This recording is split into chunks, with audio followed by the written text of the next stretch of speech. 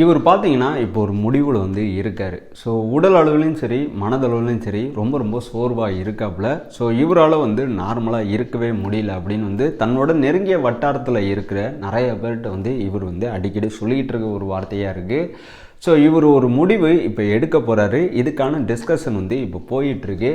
கண்டிப்பாக இந்த முடிவு நிறைய பேர் வந்து எதிர்பார்த்த ஒன்றா தான் இருக்கும். பட் ஆனால் ஒரு சில பேர்த்துக்கு வந்து குழப்பத்தை ஏற்படுத்துகிற ஒரு முடிவாக கூட இருக்கலாம். ஏன்னா இவர் ஒரு தடவை வந்து ஒரு விஷயத்தை செய்கிறதுக்கு முன்னாடி ஏகப்பட்ட தடவை வந்து யோசிப்பார். நிறையா பேர்கிட்ட வந்து கேட்டுப்பாப்பில்.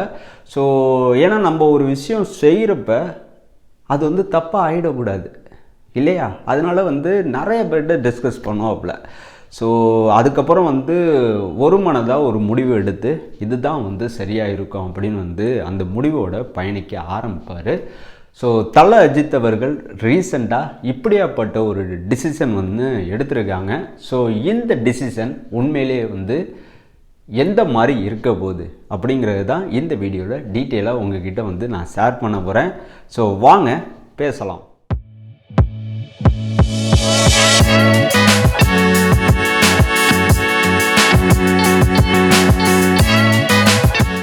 எல்லாருக்கும் வணக்கங்க. Welcome back our channel. நான் உங்கள் மணிஹரி. ஏகே தல அஜித் இவங்க வந்து ஒரு முடிவு ஒன்று எடுத்திருக்காங்க. அந்த முடிவு பார்த்திங்கன்னா உண்மையிலே வந்து ஒரு சில ரசிகர்கள் வந்து எதிர்பார்த்துருப்பாங்க, ஒரு சில ரசிகர்கள் வந்து எதிர்பார்த்துருக்க மாட்டாங்க. பட் இந்த முடிவை இவங்க வந்து எடுக்கிறதுக்கு முக்கிய காரணம் இவங்களோட மனநிலை தான்.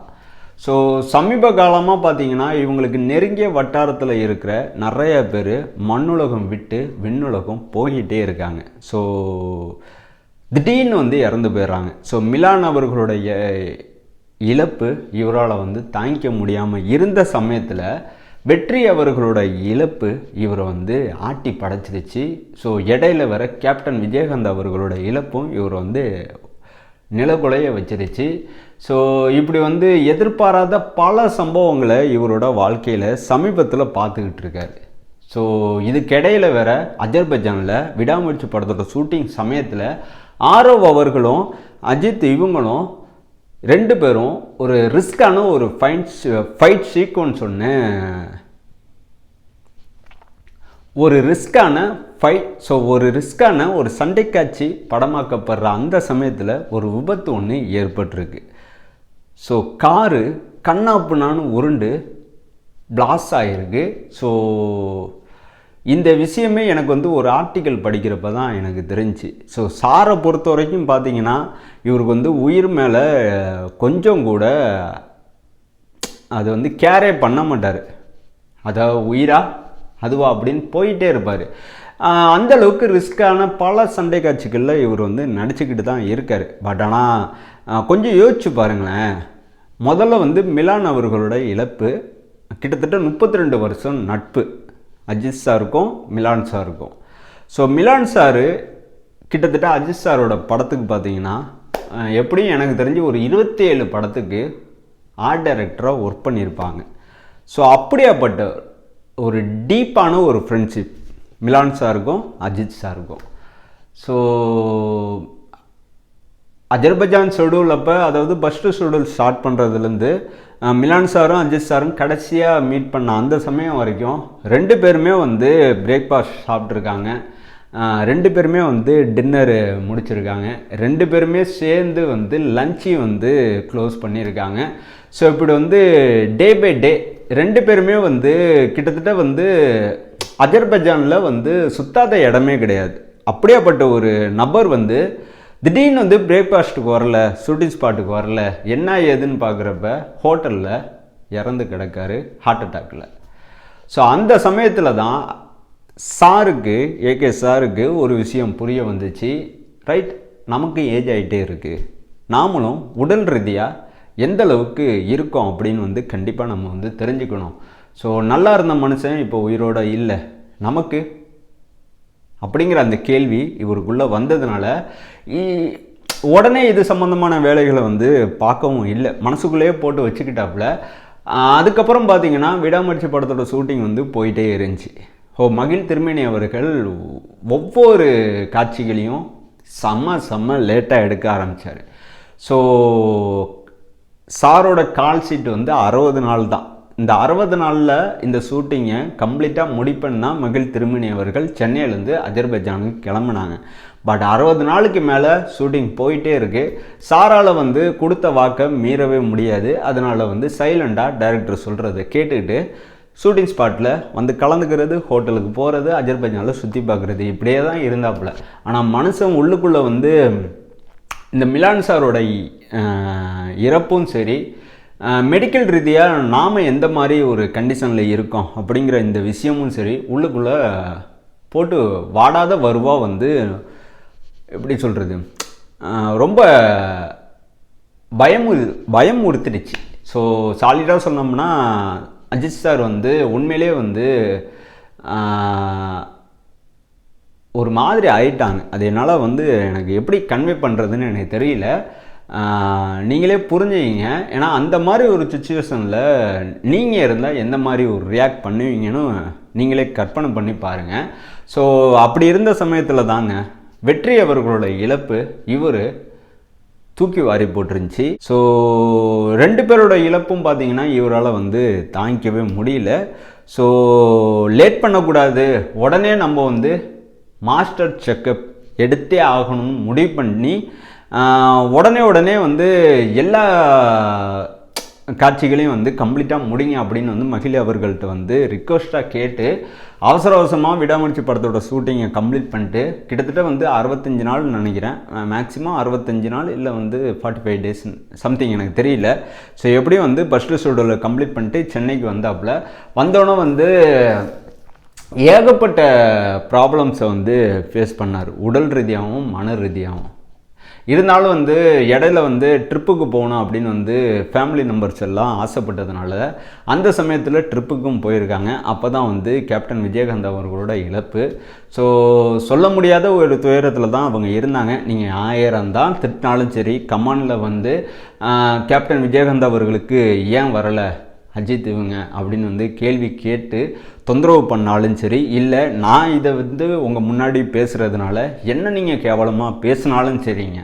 ஆனால் உண்மை என்னான்னு ஒரு சில பேர்த்துக்கு தான் தெரியும். அதில் ஒரு ஆள் எனக்கும் நல்லாவே தெரியும். அஜித் இவங்க வராமல் போனதுக்கு உண்மையான காரணம் சாரோட மெடிக்கல் கண்டிஷன் தான். ஸோ ஒரு மனுஷன் வந்து அவங்க சைட்லேயே இருக்கிற ஒரு விஷயத்தை வந்து நம்ம வந்து கன்சிடர் பண்ணணும்.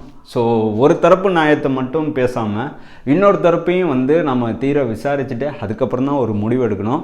மேபி நான் என்ன சொன்னாலும் சரி, அஜித் தியேட்டர்ஸ் வந்து எப்படியும் நீங்கள் வந்து திட்ட தான் போகிறீங்க, திட்டிங்க. ஸோ இவரை பற்றி எவ்வளோக்கு எவ்வளோ பேசினாலும் இவரோட இமேஜ் வந்து டேமேஜே ஆகிறது கிடையாது. ஸோ கம்மி த மேட்ரு. நான் என்ன சொல்ல வரேன்னா, அஜித் இவங்க மெடிக்கல் கண்டிஷன் வந்து ரொம்ப கிரிட்டிக்கலாக இருக்கா இல்லையா அப்படின்னு தெரிஞ்சுக்கிறதுக்காண்டி ஆர்வப்பட்டு உடனே வந்து செக்கப்லாம் எடுத்தாங்க. ஸோ செக்கப்லாம் எடுத்து மாஸ்டர் செக்கப்லாம் எடுத்து அந்த சமயத்தில் வந்து காது ஓரமாக இருந்த ஒரு சின்ன ஒரு கட்டி உடனே வந்து கிளியர் பண்ணுங்க அப்படின்னு வந்து சார் வந்து ரிக்வஸ்ட்டாக டாக்டர் அவங்கள்ட்டலாம் கேட்டு அதுக்கப்புறம் தனியார் மருத்துவமனையில் சென்னையில் தான் ட்ரீட்மெண்ட் பார்த்தாங்க.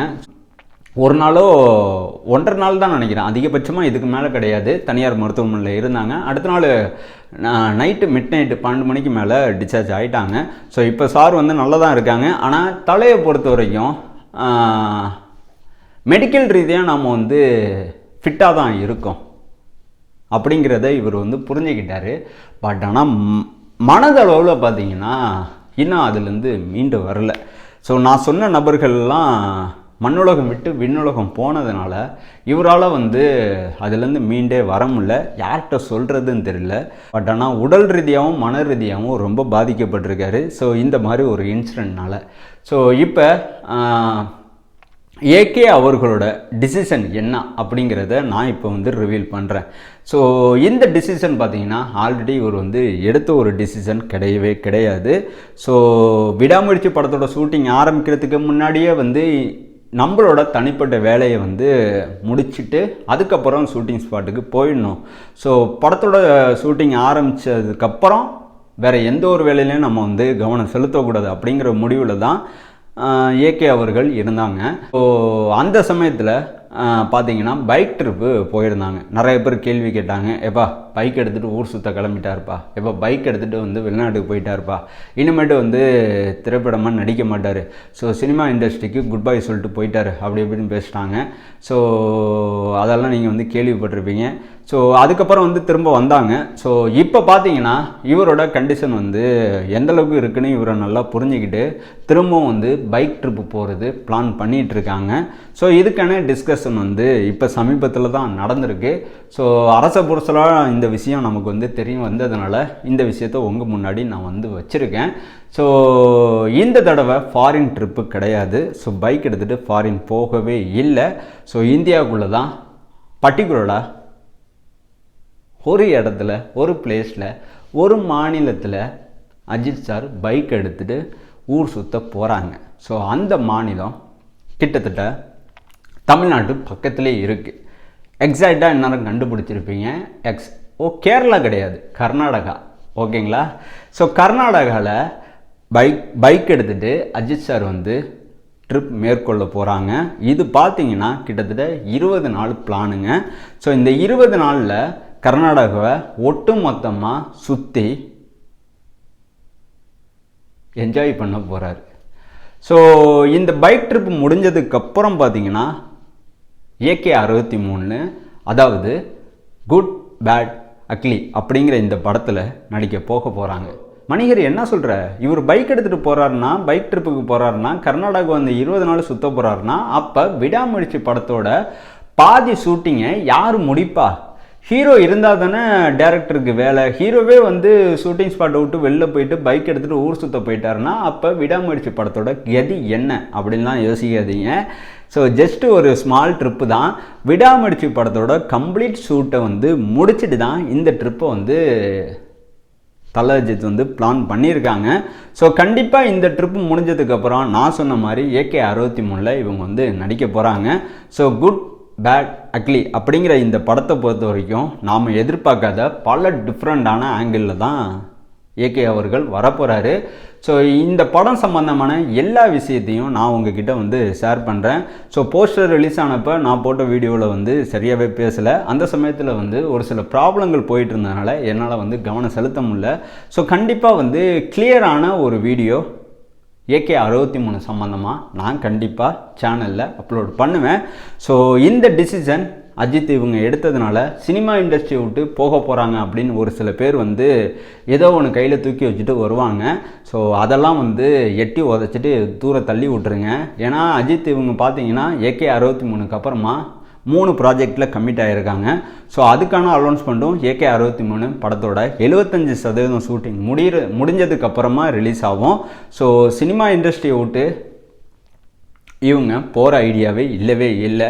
ஓகேங்களா? ஸோ பைக் ட்ரிப்பு போகிறதுனால சினிமா விட்டு போக மாட்டார். ஸோ திரும்ப சொல்கிறேன், தெளிவாக புரிஞ்சுக்கிங்க. ஸோ இதுக்கு மேலே சொல்கிறதுக்கு எதுவுமே இல்லைங்க.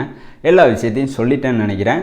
ஸோ இந்த வீடியோ இதோட முடிஞ்சு. இந்த வீடியோ நிறையா பேர்த்துக்கு ஷேர் பண்ணுங்கள், மறந்துடாதீங்க. நான் உங்கள் மணிகரி. நான் உங்களை நெக்ஸ்ட் வீடியோவில் பார்க்குறேன். தேங்க்யூ.